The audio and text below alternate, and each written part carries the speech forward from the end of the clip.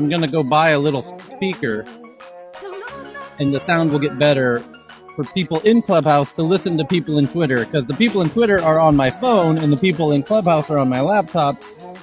The people in Twitter can hear the people in Clubhouse speak because they're coming from the speakers on my laptop, but the people in Twitter sound like they're coming out of my phone, which they are. So I'm going to buy a little speaker for my phone so they sound much better to the people. You are becoming the avatar, the bridge between Twitter Spaces and Worlds. Or Windows. Didn't you say that last time that your 400 speaker wasn't doing that well? So I guess you are not learning. So Tyler, I can send you a really good video on, hold on, Cheryl. There's a video on that can show you how to use your mixer, especially if you're using Potato Meter, where you can actually run Club Deck, Twitter, everything on your computer and manage the audio sources. You just got to attach them onto virtual cables. That's what I do. He's loving that. Send me that link. The problem is, send me that link. I'll definitely check that out. That sounds very cool. So, welcome back, everybody. It's Happy Friday, and hopefully you're having a lovely rest of your day, and hopefully you're going to have a great weekend. And in the meantime, we're going to go through a couple hours, if I don't die, of the headlines as we do. Are you ready? I'm ready. Did you see me in Twitter Space? Yes, and I invited you to be a co-mod. And you have to accept it.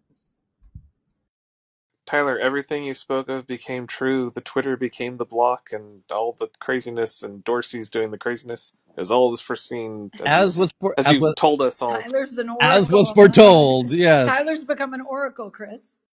And as was foretold, and that. So for the people, thank you, Cheryl. You can mute yourself. I see you. For those who don't know. And Dan Malaire, good to see you on Twitter, and JT, and I'm just, anyone who wants to speak, you just raise your hands. So everyone in Clubhouse, for the most part, knows how this works. Because we were born out of Clubhouse. And we've met here every day, multiple times a day, for many months. And we were born on Clubhouse, but we weren't born yesterday. So if you happen to be new, welcome. And welcome, you finally found it. It only took you, I don't know, 8 months, but you found the coolest thing on Clubhouse. It's called Tech News Around the World, and it's cool because you're part of it. You jump up on stage, you tell us what's going on in your part of the world, geographically or professionally. That's how this works. Now, the new thing is that Twitter has made their version of Clubhouse that they call Twitter Spaces, and we're actually doing both simultaneously.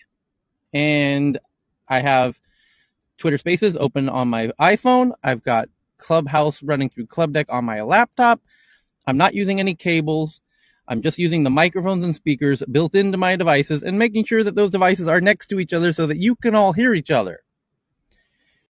So, for those who might be new, the people in Twitter Spaces might be new to this whole shangbang. Although Cammy and Messi and Dan Malaire and JT and May and Dr. Fran and Carl and others do know how this works over there in Hassan, I see on the Twitter Space. But if you're one of those Twitter Spacers that have just jumped in and you don't know what the beep is going on, just hang tight. You can raise your hand. We're going to read tech news from around the world. You can share tech news from around the world. You just raise your hand, jump up, share a headline. We'll talk about it. But you might want to sit back and see how we do it at the start, and then once you get the groove, you'll figure it out. It's not easy. It's not complex. It's actually very simple. So here we go. Are you ready? I'm ready. Cheryl, are you ready? Everybody ready? Yes, ever ready. Everybody's ready. Here we go. So there's just one official formality. That's the official sound to start the news. And the first story today, Friday, December 3rd, is from the Wall Street Journal, which says that the FTC sues to block NVIDIA's acquisition of ARM, these are two of the world's biggest computer chip makers. 40 billion or something? It's now 75. Originally, holy fudge! Yeah, originally it was a $40 billion deal, which has now risen to $75 billion due to NVIDIA's share price increase, which was got that COVID premium there. Well, it's not that. It's the chip premium now. It's the chip shortage combined with the fact that NVIDIA is just kicking so much ass, and they had a tremendous Q3, which they did their Q3 reports just a week or two ago, and that sent the stock soaring. I mean, they are right at the center of like every hot trend in computing. They've got the gaming, they've got the metaverse, they've got the Bitcoin with essentially all their mining rigs, they've got all the advanced AI stuff, they got the cloud servers, they got the chips, they got everything. Yeah, autonomous car chips, as Demolaire said, exactly right. You're exactly right, Chris. That is exactly right. They are the chip. They're in all the places Intel wished as they were. That well said as well. And it's amazing how innovative one company is. I mean, they're right in the middle of the graphics processors, which will enable the metaverse. They're in the essentially when there's a shortage of specialized chips for Bitcoin mining, people resort to using NVIDIA chips for that. So it's... I mean, this took 10, 20 years in the making. This isn't like an overnight success. They have been working on this for a long time. Correct. They started out as the graphics card is how they kind of got their foot in the door. And boy, did they really run with that once they took that market over. And now that does lend a little bit of credibility to the concerns from government agencies like the FTC in the US and their counterpart in the UK, which is called the Central Market Authority, or what I think that's what it's called, Demolaire, am I right? CMA, something like that, Market Authority, which again looks for antitrust issues and blah blah blah, and making sure nobody gets too strong of a monopoly. And in reality, if NVIDIA buys ARM, the concern is, and we can read it from the headline, but we know ourselves as geeks here, the concern is, and it's a somewhat legit concern, that potentially NVIDIA then would then not share ARM with Intel and TSMC and the other ecosystem players. And, we can't claim to know if that's a legit concern or not. Tyler, do you mind if I give a quick little background on this one? Demolaire, hold on one second. Go ahead, Chris. Okay, so just a few key things about why is ARM different from other companies. So ARM is kind of like Switzerland. Everyone wants to kind of like trade their chip designs, but they can't want to be competitive. ARM basically licenses out to everyone. They've got like industry consortiums. They're like fabless, which means they don't have their own factories, but the factories are still kind of the fabs are still kind of geared towards their equipment and stuff. So they're kind of like everyone likes playing with ARM because they play nice with everyone. NVIDIA, well, maybe not so much. They're like they're famous for basically going to famous game developers and saying, "Hey, we will pay you a small fortune. We'll give you a lot of free marketing. We'll even optimize our cards to work with your particular game feature of the week." It'll be like, hey, you want flowing hair in your video game? You want cloth physics? That's great. All you need to do is just say runs best on NVIDIA cards, which is cool. The problem is that they do have a long history. This is a core part of their business model of intentionally breaking things in such a way with the business deals they sign to say only runs on our cards. Now, normally that wouldn't be so much of a problem, except we've seen this in very, very, very... we've seen this in a lot of places in the tech sector, where when one company becomes so powerful, then they say, yeah, no one else gets to play with our stuff, and when that becomes with their competitor stuff. And when that becomes a large-scale issue with ARM, that's going to basically become a problem because the semiconductors are already under a shortage issue. If you have all these tiny little suppliers that basically rely on ARM technologies and NVIDIA goes hardcore lawyer on it, that's game over. They basically have a huge chunk of the semiconductor industry. Now, there's one more aspect of this, and I'll turn it over to the group. The China part.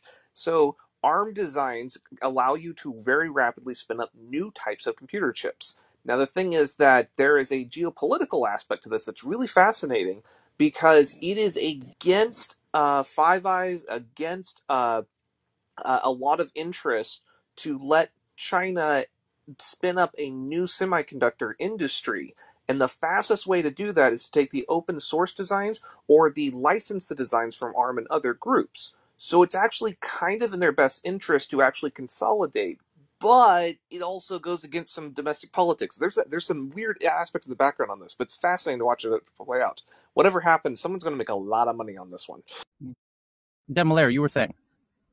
Yeah, this is literally the reason why I came into the room, because I saw the news today and I was like, whoa, this is crazy. But one of the other things is like, it's pretty much how that's a club deck going up. But it's pretty much how the UK plays in tech versus how America plays in tech, and all of this competition basics. Like if you remember, there was an article about how the EU was suing Apple for their charging ports.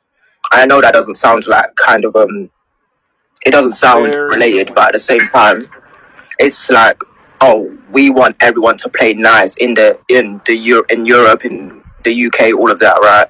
And especially with the Klarna and the UK's version and all of these other tech related events, everyone wants it to be more so open, but at the same time, I'm just gonna lower club deck, but each player wants to be able to compete fairly, and everyone knows that America is able to gobble up whoever they want to eat. Basically, like they basically eat everybody's lunch in Europe, and possibly China if they want to compete on that level. But I find it so interesting the way America and let me just say Nvidia, how Nvidia competes on the highest level in this Fab Factory competition, and the way that is able to be so open, but at the same time be competitive with everybody else. So it's one of these. It's a very like especially how Chris was explaining it as well. It's so technical, and there was so many hands in the pie and trying to play this weird game, and it just seems like it's fell through because of how the governments want to move and progress within the tech world. So it's interesting to me, to say the least, I should say. But I really want to hear more about this. A 10-second prediction: the supply chain is going to be massively simplified. The number of politicians, they're saying, all right, I can give you 10, 20 billion for a new fab, but can you please make it here? And they're like, there's no way we can make it here. And it's like, figure it out. And I want to see it on the flow chart. The number of groups that are going to have that rider on there is going to be Honestly, I thought that would be the best move for the UK. So that was the other point that I forgot. It would have been the best move for the UK to team up with an American company, just geopolitically, because the UK supply chains like just messed up all the way down to the floor, and there isn't really any teamwork going on apart from this kind of Apple play with the charging points, but that's on the lower end of the spectrum. When the UK is able to compete on the higher end of the spectrum, there would be more money coming in for the tech sector, which, if I don't know whether anyone knows, but it's not the biggest competing tech sector in Europe at all, by any stretch of the imagination. So I thought that this would add some quality to the. If they could put a factory there, maybe in Manchester, be able to uplift some jobs, but it seems like none of that's really going to happen anymore. And with the Nvidia money, there would have been an influx in cash and being able to create more innovative places. But it's all right. Like, we'll see what happens after this. It's tiny, but Raspberry Pi is going public here soon with stuff. They're a very tiny slice of the market, but their fundamentals are strong. Like in another 10, 20 years, I could see them basically becoming like an NVIDIA. That's going to take that's a long pathway. Yeah.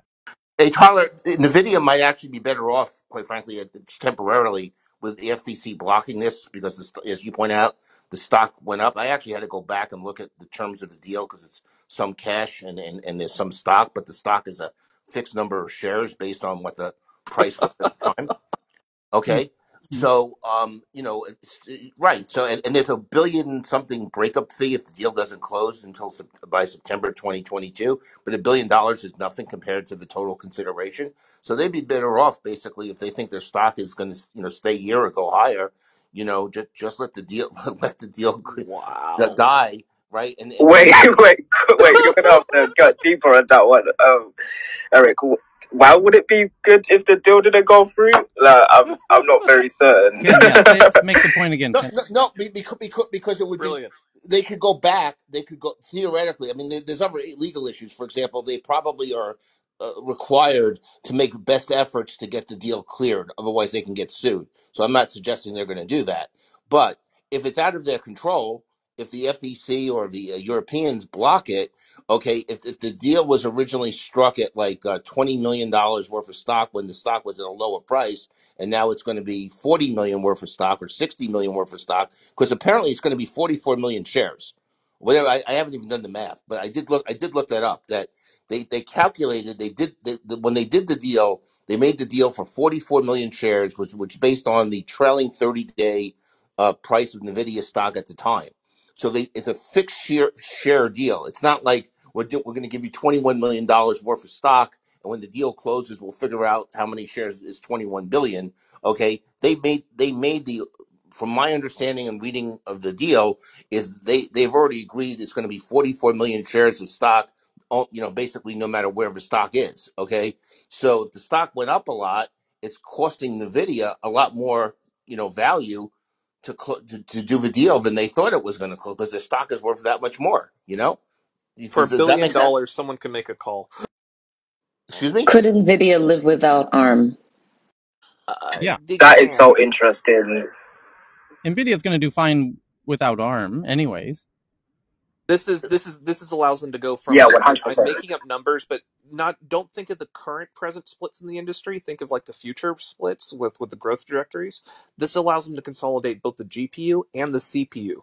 With some of their cloud server acquisitions and how things are going with like their Omniverse offerings, that is relatively a small part of their revenue right now. However, into the future, it could become one of their main lines of revenue, because they're no longer just saying, oh, here's the pretty graphics. This is all the computational workload. They can basically aid the whole thing. So that would take them from, I'm making up numbers here, let's say a 30-40% of future market share all the way up to 60 or 70. That puts them into I agree, because what I know about ARM is that it's completely adaptable. So that helps NVIDIA with reach. So I think this deal has to go through. The issue is, how much is NVIDIA willing to pay? Because they will pay a heavy cost for that. The other thing to consider, and this is something that doesn't get covered very much, is the idea of sensors. This is something that I think people dramatically underestimate. With once you design a sensor that can work in a semiconductor fabrication plant, it basically becomes not free, but pretty darn close in quantity. You're just having to pay back the licensing revenue of the original designs. Once those age out, where it's you're no longer IP protection, it's just a library you can work with. This is huge, because those sensors get built into everything. The reason why Alexa and all these other things became popular is because they figured out how to make very cheap microphones that could plug into AI analyzers. The other reasons why AI became really cheap overnight is because they figured out how to basically shrink those into essentially chips that can work everywhere. And the reason why this is important is those sensors can be built into every aspect of every electronic device for free. It doesn't cost a whole lot to add more an accelerometer, the camera chip. This is something that basically can do, I don't know, heat vision. These are just things you just throw in there. The reason why this is very important is NVIDIA does not have a sensor library for their masks yet. They basically are they're very computational heavy. They're very graphics heavy. ARM has a number of basically components that are built for processing those sensor loads. If they basically move into that space, NVIDIA would become something not just like, we do the computation for self-driving cars. They could actually start moving into actually providing the sensors as well, and that is going to become a very large market segment in the future. It's currently something that's right on the edge. That's going to be big, especially because they're investing so much in these new fabrication plants. What tends to happen to older semiconductor fabrication plants is they are transitioned from doing computational loads to doing sensor chips. So there's going to be a glut of those in the market essentially about 4 years from now. So if you plan around that, you can actually start looking at some very interesting consumer hardware products going to start to emerge as they start looking at chips that are currently too unaffordable to do right now, and frankly put, supply chain limited. But in the near future, everything from LiDAR to phased array, things with like microwave sensors. There's going to be some crazy things you can do with being able to have long-range communications with on-chip optics. There's going to be some really crazy stuff coming down the pipeline. So that's just some of the things going in the background that NVIDIA is putting on their roadmap when they're saying, should we do the deal now? Should we do it later? Because that will affect their timelines. Yeah, but I think NVIDIA, I think you were wrong. Oh, you're so right with that one.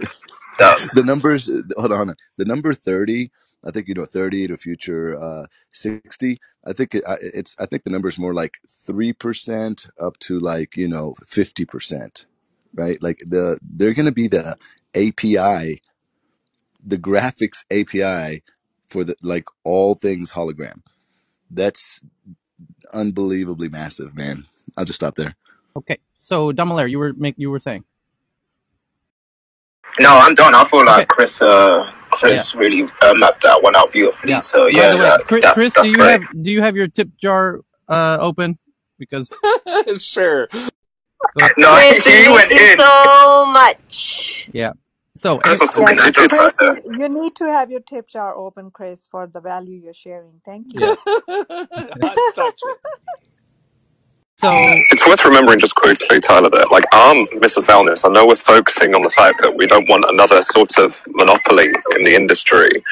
And that's all fine and well, but SoftBank's made it very clear about the lack of funding, or at least the lack of expansion that they're going to be providing to ARM. So they're going to lose out on this if they don't get it. So it's a bit of a kind of like rock and a hard place, really. Yeah, because SoftBank wants liquidation, yeah? Yeah, they want rid of it. They don't want it anymore. But right. One more thing to throw out on semiconductor chips, and this is the thing that's the joke, is that they have been begging for cash for decades from government.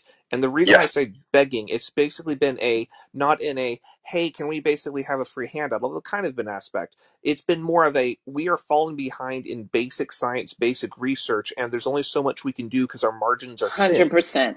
So they have basically been warning about this for years. Meanwhile, I have people that have been working in semiconductor industry, friends or whatever, and they're describing essentially the internal work, supply, the internal, like just the tools they use to design the software have been upgraded in like 15, 20 years. Yeah, essentially it's great to essentially have Simulink and these other things on there. But the fact is that it has basically been so underinvested for so long